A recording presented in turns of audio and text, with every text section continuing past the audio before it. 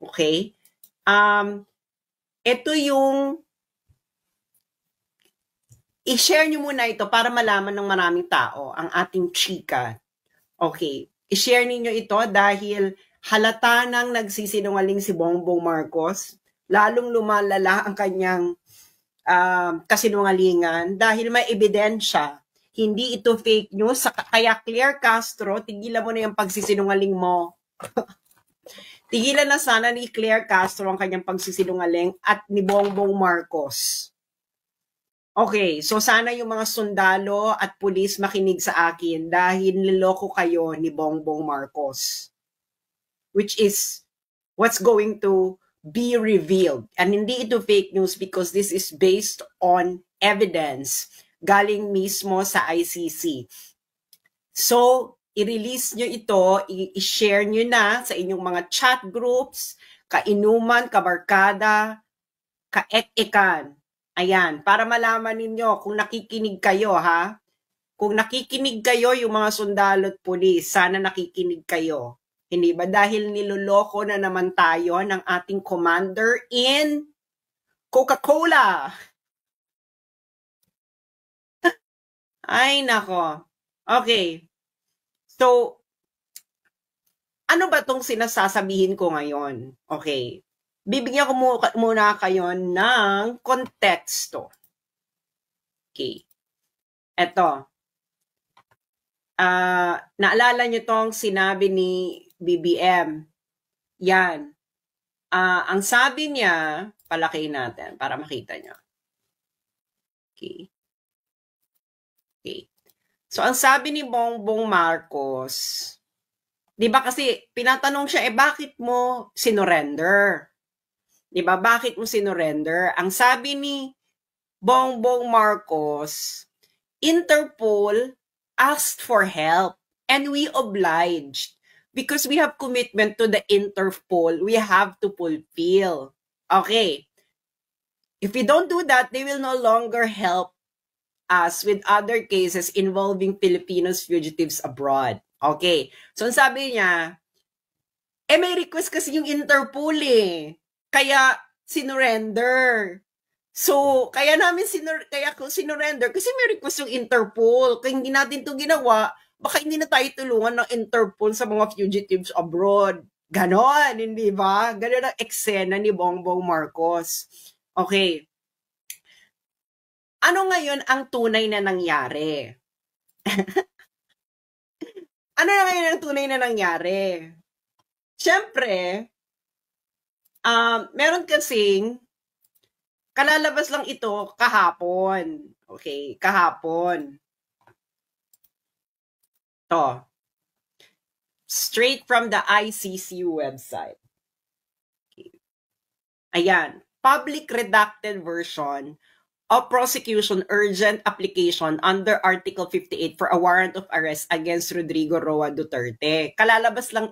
So, yung warrant, nag-request ng warrant ang ICC, ang prosecutor ng ICC ng February 10, 2025. February 10, 2025, di ba? Okay. Bakit ganun sila ka-urgent ng February 10, 2025? Ang haba ng investigation, no, di ba? Tapos biglang February 10, saka kayo nag-request ng warrant. Bakit? Bakit kamo? Sabihin nyo muna, bakit? Sabihin mo muna kayong ganyan, bakit February 10, 2025 nag-request ng warrant? Everybody now, in your homes, sa mga offices, sigaw ang sambayanan. Bakit February 10, 2025, biglang nag-request ng warrant ang prosecutor ng ICC sa mga judges? May mga taga Mindanao dyan, nanonood ba kayo? Nanonood ba kayo? Ayan, ang dami na nagbabakit. Bakit? Ano to? Chicken bucket. Okay, so bubuksan na natin ang envelope. Ang di ba? Napaka-sneaky. Okay, nandito yan. Okay. Ito ang dahilan ng prosecutor kung bakit nag-request ng warrant of arrest ng February 10, 2025. Okay. Ang sabi sa mismong dokumento ng ICC, there is a realistic but time-limited possibility of securing Duterte's arrest. In the late 2024, the government of the Philippines publicly announced for the first time that it may execute an ICC arrest warrant. In late January 2025, the government publicly stated that it would execute an ICC arrest warrant if a request to do so is made through Interpol. Itong pinaka maganda dyan, yung redacted. Okay, ibig sabihin po ng redacted, confidential. Okay, 570. Ayan confidential. Ito yung ano niya, may document confidential. Hindi nila nilagay kung ano. You know what, kung ano ito? In the context of this paragraph, it is the government communication to the ICC. Communication ni BBM sa prosecutor. Yes, because yung mga ganyang communications, they are confidential. Okay? Because they are diplomatic correspondence. That's why it is redacted. Sabi ng ICC, okay. So nakita niyo yung reason ng ICC, di ba? Public statement ng gobyerno ni Bongbong Marcos at ang suggestion noong January 2025 ni Bongbong Marcos, ng gobyerno niya, na i-execute namin ng ICC warrant. Basta i-request nyo lang via Interpol. Okay. Nagets nyo na. Nagets nyo na, mga friends. Nagets nyo na. Kung nagets nyo na, madali namang magets, di ba? Di ba? Gets. Okay. Tapos, after nun, biglang may redacted. Di ba? Kasi kung public announcement yung redacted, hindi mo naman i-redact. Kaya yan ay official government communication to the ICC, kaya redacted. Nagets nyo? Okay? Usually kasi pag diplomatic correspondences na ganyan, redacted yan. Okay? So, niredact nila. Okay. Should this eventuate, the prospects of arresting Duterte will likely disappear. So, ano ibig sabihin yan? Kung mangyari ito, okay, should this eventuate, the prospect of Duterte will likely disappear. Ano yung dito sa redacted? Ano dito yung sa redacted? Magkatabing sentence eh. Ano dito yung sa redacted? Ang sinabi ng ICC na should this eventuate. Ano yung ibig sabihin nun? Ibig sabihin na should eventuate, kung mangyari ito, ang possibility na ma-arrest natin si Duterte ay mawawala. Okay. So may sinabi ang gobyerno ni Bongbong Marcos or anyone, okay, si Bongbong Marcos or whoever, na nandito yan sa redacted. Ngayon nangamba ang ICC doon dito sa nakalagay sa redacted. Na kung mangyari yung nakalagay sa redacted, baka hindi na nila ma-arrest si Digong. Ano yung binalaan? Ano yung binalaan nyo sa ICC? Bongbong. Na kung mangyari yon, baka hindi na nila ma-arresto si Digong. Ano yan? Baka matanggal ka sa pwesto? Kaya, nangamba ang ICC na kung mawala ka sa pwesto, ay baka hindi na nila maaresto si Duterte. Nagets nyo na.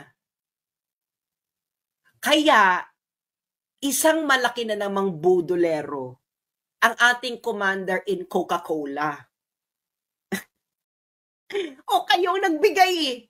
O, kayo, February 10, 2025, nag-apply ng warrant urgent.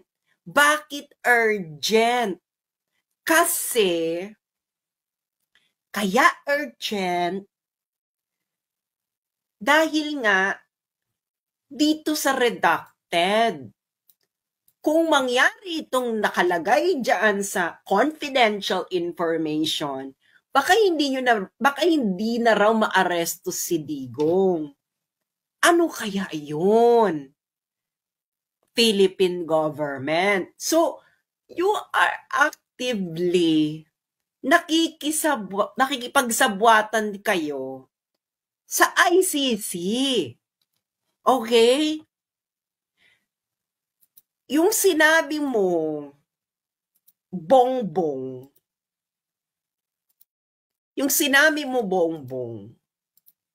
na hindi ka nakikisabwatan, gusto mo lang sundin. Ipapost ko ulit para for more impact. Yung paeklabo mo na ay hindi. Kasi humingi lang naman ng tulong ang Interpol. Yan ang gusto mong ipahatid sa nasyon, sa mga pulis at mga sundalo, na humingi lang ng tulong ang Interpol. Pero ang buong katotohanan na hindi nyo na maikukubli,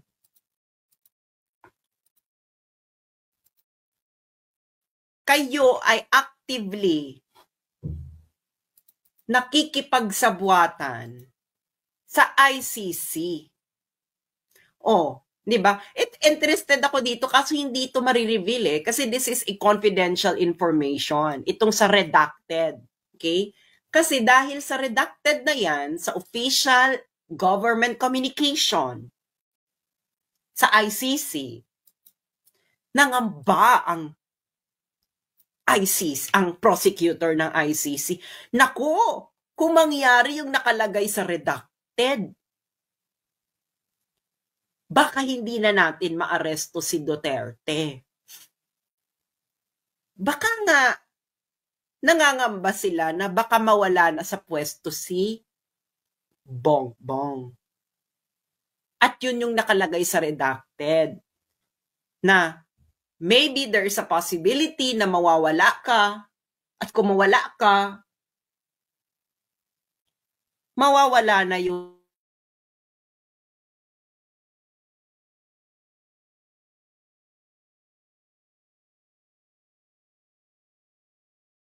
So, ibig sabihin, ang chance talaga ng ICC ay dapat nandyan si Bongbong Marcos. Yun ang ibig sabihin yan. Yung sinasabi ni Bongbong Marcos na siya ay hindi sumusunod lang kami sa Interpol. Isa itong malaking kasinungalingan. Sila mismo ang nagsabi sa ICC kung papaano gawin.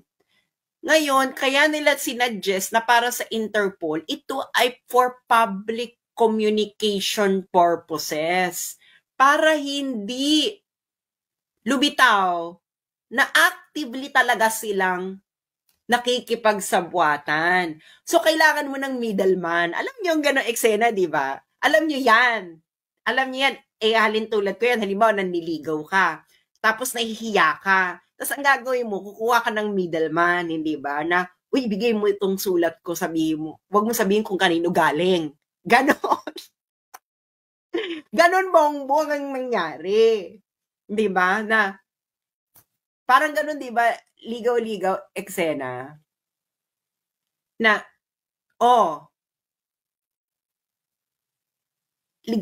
bigay mo tong ko, yung, di ba kung may crush ka, di ba? Kung may crush ka, tapos nahihiya ka, ang gagawin mo, kukuha ka ng conduit or ng middleman. Sasabihin mo sa middleman na, uy, bigay mo sa kanya pero wag mong sasabihin na galing sa akin. Ganon. So, ikaw, tigilan nyo na yung pagkukunwari. You actively participated. Kayo ang nagbigay. Kayo ang nagbigay ng way. The best way. Diba? O ganito na lang. Parang ganito yan eh. ICC. Gusto na namin mawala si Digong dito sa eksena. Okay? Pero ganito gawin natin kasi baka baka masama sa panlasa kung talagang actively kaming lalabas na ipakukulong namin si Digong. Ganon. Kaya, sabi ng gobyerno ni Bongbong, i-execute namin ng warrant, pero padaanin niyo sa Interpol. Ganon. Diba? Ganon, diba? Oh, ganon ang nangyari. Hindi ba? Kung ano yung sinasabi ni Bongbong, yun din ang nakalagay dito sa ICC document na kaka-release lang kahapon. Na sumusunod lang naman kami sa Interpol. Gago ka ba? Bakit hindi ka susunod? Ikaw nga nag-suggest. Ang gobyerno mo nga ang nag-suggest. Ang gobyerno ni Bongbong Marcos ang nag-suggest sa ICC na padaanin niyo sa Interpol. Ngayon, si Bongbong, sasabihin niya sa nation, nag-request kasi ang Interpol eh. Gag si. Kaya mo tinupad yung request ng Interpol dahil ikaw ang nag-suggest na padaanin sa Interpol na pag pinadaan sa Interpol, isi-serve ang warrant of arrest. Nag-gets yun na yung plot? Nung hindi pa lumalabas ang document, para siyang twist, di ba? Parang twist sa pelikula. Di ba? Yung parang twist sa pelikula. Nung isang araw, ang nakikita pa lang natin statement niya na, hindi, mga kababayan, nag-request kasi ang Interpol. Alam niyo naman, member tayo ng Interpol, kaya kailangan tayong sumunod. Otherwise, hindi nila tayo pagbibigyan. Biglang may plot twist. Kaya alam nyo, napansin ko kay Bongbong, ang pamilyang ito parating may plot twist. Kaya ako nasasabihin nila, huwag mo na kayo maniniwala, hintayin nyo muna yung plot twist. Para siyang girl, nanonood ba kayo mga Christopher Nolan films? Yung Inception, Interstellar, yung mga ganyan ba, yung mga ni Chris Nolan, di ba ang hilig ni Christopher Nolan sa plot twist? Parang ganyan ang pelikula ngayon. May plot twist, hindi ba? So, gobyerno mo, Bongbong, ang actively nagsasuggest sa ICC. At ito talaga interested ako dito sa redacted. Bakit? Kasi kung mangyari yung nakalagay sa redacted, baka daw hindi na nila maaresto si Digong ng ICC. Hindi na, most probably hindi na nila maaresto kung mangyari yung sa redacted. Ano ba yan? Mawawala ka sa pwesto or wag naman sana, or alam yung may taning na buhay ni Digong. Pero kung alam nyo na may taning yung buhay ni Digong, tapos pinagmadaling ninyo, hindi mo parang mas nakakaloka yun? Yung, malapit ng mategi, si hulihin nyo na. Saan yun? Hindi ba? Pero, well, given na ang gobyerno natin ay commander in Coca-Cola, hindi malayong pwede rin yun, hindi ba? Alam nyo naman, ang mga adik, animal. Pero, i-discuss ko mamaya yung word na animal, ha? Pero baka ang more like, pwede rin na, baka mawala na kasi kami sa pwesto. Kung wala na kami sa pwesto, hindi yun na maaresto kasi ang papalit yung anak niya. Kung anak niya yung pumalit, paano maaresto? Alam nyo na. Again, February 10 lang po nag-request ng warrant ang ICC. Bakit sila nagmadali? Nagmamadali sila. Madali. Dahil nga, kung mangyari yung nakalagay dito sa redacted, baka daw hindi na maaresto si Digong. Yung redacted na yan ay government communication yan. Yes, boom. Nakikita niyo yung flow, di ba? Nung paragraph. Public statement ng gobyerno, public statement ng gobyerno ni Bongbong, and biglang redacted. Public, private. Hindi ba? Public, private communication ng gobyerno ni Bongbong. So, mga friends, taga Mindanao, mga taga-supporters ni Bongbong, at media, bakit ba gusto yung niloloko kayo ni Bongbong? Masarap ba? Masarap bang niloloko ni Bongbong? So, si Bongbong Marcos, ang gobyerno po ni Bongbong Marcos, ang nag-suggest sa ICC na ipadaan sa Interpol. Nagets nyo na? Ang gobyerno ni Bongbong Marcos ang nag-suggest sa ICC na padaanin ang warrant sa Interpol. Kaya niya sinunod ang Interpol request na sinasabi niya dahil siya nga ang nag-suggest nun sa ICC. At ito ang nakalagay sa dokumento mismo ng ICC.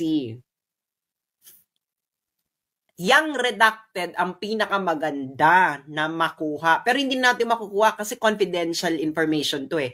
Unless na meron tayong mga unless meron tayong mga tao sa ICC or alam nyo na, at yung mga friends natin sa DW.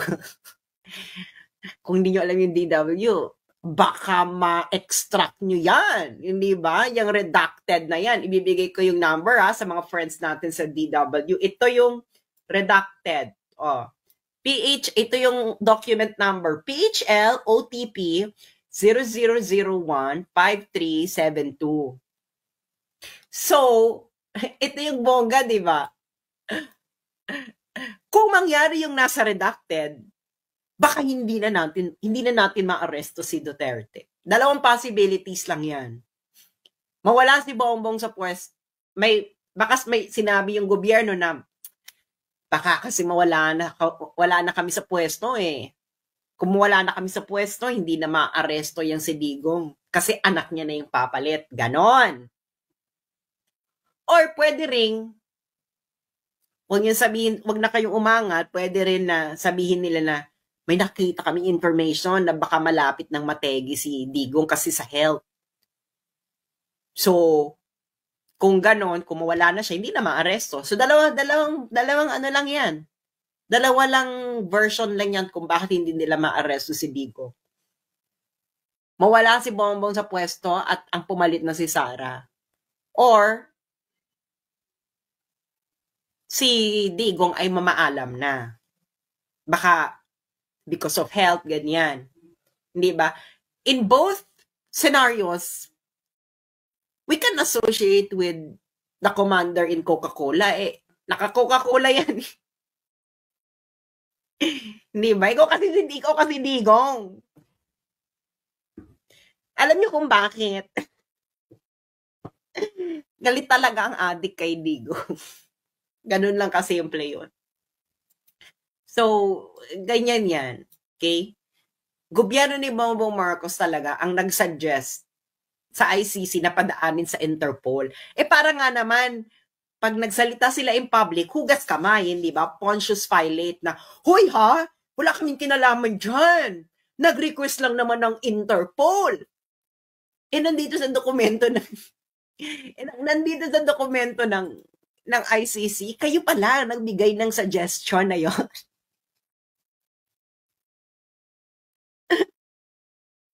Di ba? Hoy ha, mga kababayan. Mga kababayan, hindi kami nag-surrender, nag-request lang ang Interpol.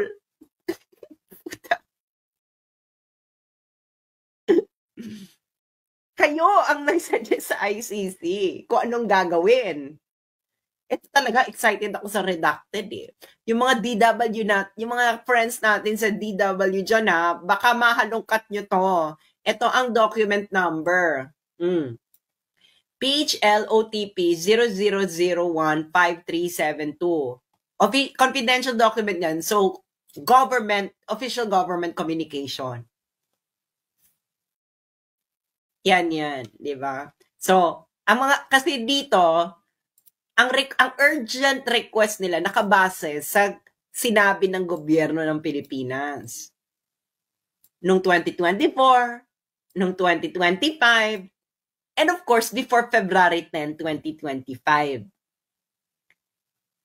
Pero ito redacted, confidential communication yan ng gobyerno.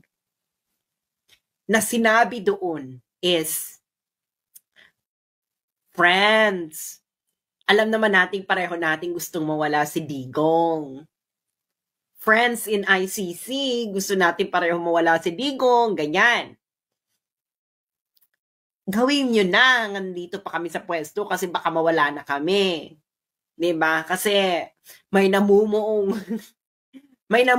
intertropical convergence zones within Philippine Area of Responsibility. Baka pag nangyari yan, baka mawala na, hindi nyo na maaresto si Digong. Or pwede ring, palagi siguro ito mangyari kasi mas madaling maaresto nila si Digong. Pwede rin siguro kung magkaroon ng gera boom boom. Mas madali kasi maaresto si Digong kung may gera boom boom kasi martial law yun State of emergency yun. Di mas madaling maaresto. Nandun ka pa rin. So malamang dalawa yung dahilan kung bakit pinagmamadali. Either baka malapit ng mategi boom boom si PRRD kasi nga matanda na. Let's just admit it. Baka may nalaman silang ganon. Or baka nangangamba sila na mawala sila sa pwesto, yung sina Bongbong. Siyempre, nagpanik ang ICC kung ano man yung nakalagay sa redacted. Shit, kung mawala na si Bongbong, hindi na natin makukuha yan si Digong kasi anak niya na yung papalit. Or, naku, kung mategi na si Digong, hindi na natin makukuha yan. Wala na tayong pang press release na meron pa palang silbi ang ICC. Ganyan. Kasi friends, ngayon, nanganganib ngayon ang ICC kung may silbi pa siya. Hindi ba? So talagang the stars aligned, the stars of the ICC and Bongbong Marcos aligned. Alam nyo na, yung isa, Bongbong, tanggalin na yan dito si Digong. Ipa-ICC na natin. Yun ang best way kay Digong na tanggalin si Digong. Well, there are two things that Digong want to do. Pwede niyang ininoy si PRRD or let the ICC handle the problem. Ganon. Nagigets ninyo? Ngayon, ni Bongbong, let's ICC handle the problem. Sabihin natin, aarestuhin natin, pero padaanin nila sa Interpol. Ganyan. So ngayon, ano kayo ngayon?